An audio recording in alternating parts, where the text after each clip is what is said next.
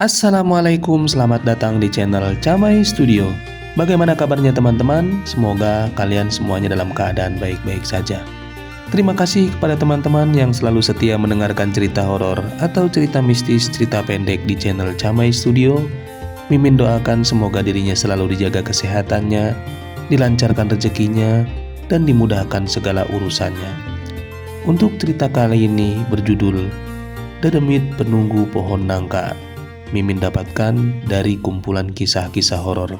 Mari kita mulai ceritanya. Cerita ini terjadi beberapa tahun yang lalu dan menggemparkan kawasan Surabaya Barat.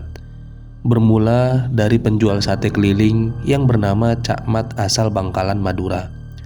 Sejak jam 4.30 sore, hari Cak Mat sudah berkeliling kampung menjajaki satenya.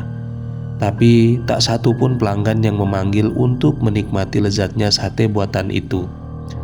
Selepas azan Isya, Cak Mat melewati Gang 5G, kawasan padat penduduk di kampung kami, dengan harapan satenya bisa laku. Tetapi sungguh malang nasib Cak Mat. Satenya tidak ada yang membeli walaupun dia sudah berteriak-teriak menawarkan dagangannya. Karena kelelahan, Cak Mat memutuskan berhenti di pos ronda yang di belakangnya ada pohon nangka milik Pak Dullah yang memang tumbuh banyak di sekitar halaman rumahnya. Sambil melepas lelah, Cak Mat menyalakan sebatang rokok dan menghela nafasnya. Di dalam pikirannya yang berkecamuk, ia bertanya-tanya, kenapa hari ini sepi banget? Tidak seperti biasanya. Setelah 2 kali sedotan, rokoknya tiba-tiba mati dan terdengar sebuah suara memanggil Cak Mat. "Sate kambingnya 100 tusuk, Cak," kata suara itu. Tanpa berpikir panjang, Cak Mat langsung melompat dan menyalakan tempat bakaran sate dan mengipas-kipas arang supaya bara apinya menyala kembali. Dengan cekatan, Cak Mat meracik sate kambing dengan bumbu kecap dan kacang sebelum dibakar, supaya hasil akhirnya tambah lezat. Setelah selesai melumuri satenya dengan bumbu, dia kemudian membakar satenya dengan cepat dan sigap. Sementara sang pelanggan duduk di pos ronda di belakang Cak Mat membakar satenya. Tanpa rasa curiga sedikit pun, Cak Mat senyum kegirangan karena satenya laku banyak sekaligus. 15 menit telah berlalu. Cak Mat pun selesai membakar satenya dan kemudian membungkusnya menjadi 2 bungkus yang sama. "Pak, udah selesai. Semuanya 150.000, Pak," ujar Cak Mat. Di saat itu mulailah timbul keanehan. Pelanggan yang memesan satenya tidak ada di tempatnya, dan Cak Mat mulai kebingungan mencari pelanggannya tersebut. "Kemana bapak yang tadi pesan sate ya?" gumamnya sambil celingukan.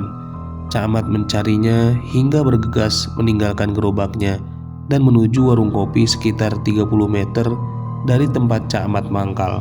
"Mungkin orangnya lagi ngopi di warung Cak Toha," pikirnya. Sesampainya di warung kopi Cak Toha, hanya ada beberapa orang saja yang ngopi di warung itu, dan Cak Mat tidak melihat pembeli satenya di situ. "Cari siapa, Cak Mat?" Cak Toha menyapa Cak Mat. "Ini, Cak, cari orang yang pesan sate saya tadi. Di sana, di dekat pohon nangka, tadi ada orang tinggi besar. Kulitnya hitam, kayaknya sih orang Arab atau orang negro gitu. Pesan 100 tusuk sate. Setelah satenya matang, orangnya kok nggak ada ya?" tanya Cak Mat ke Cak Toha. "Jangan-jangan sosok itu penunggu pohon nangka depan rumah Pak Dullah yang biasanya jam-jam segini keluar," jawab Cak Toha seperti menakut-nakuti. Cak Mat pun tidak percaya dan menganggap Cak Toha hanya bergurau. Dia lalu pergi meninggalkan warung Cak Toha dan kembali ke gerobak satenya di dekat pos ronda. Di bawah pohon nangka itu tiba-tiba ada sesosok bayangan hitam melintas di hadapannya dan menghilang di bawah pohon nangka milik Pak Dullah tersebut. Sontak Cak Mat bergegas mendorong gerobaknya, berlari menjauh dari pos ronda tempat semula dia mangkal. Tetapi gerobaknya tidak mau bergerak sama sekali. Cak Mat bingung dan kemudian berlari meninggalkan gerobaknya menuju warung Cak Toha kembali. Sesampainya di warung Cak Toha, dia langsung duduk dan terbata-bata memesan es teh manis. Cak Toha pun ikut panik melihat gelagat Cak Mat itu. "Ada apa lagi, Cak? Kayak dikejar hantu gitu?" celetuk Cak Toha. "Iya, Cak. Tadi saat balik dari sini, ada sosok bayangan hitam bergerak ke arah gerobak dan menghilang di bawah pohon nangka di balik pos ronda itu," jawab Cak Mat. "Oh, itu toh. Sudah saya bilang, itu tuh hantu genderuwo penunggu pohon nangka milik Pak Dullah," seru Cak Toha. "Yang pasti hantu itu sering muncul ketika ada pedagang keliling yang mangkal di bawah pohon nangka itu pada malam hari seperti ini," ungkap Cak Toha. "Berarti yang pesan sate saya tadi itu hantu penunggu pohon nangka itu?" gumam Cak Mat. Kemudian Cak Mat membuka 2 bungkusan sate pesanan orang tadi untuk dimakan rame-rame di warung Cak Toha. Niatnya sih buang sial, namun tiba-tiba 2 bungkus sate tadi isi satenya masih mentah dan belum dibakar sama sekali dan tampak berdarah-darah. Darah segar yang berada di tusukan sate tersebut berbau anyir, sehingga seluruh pengunjung warung merasa mual dan muntah, termasuk Cak Mat dan Cak Toha. Mereka kemudian sepakat untuk membuangnya di bawah pohon nangka itu bersama-sama.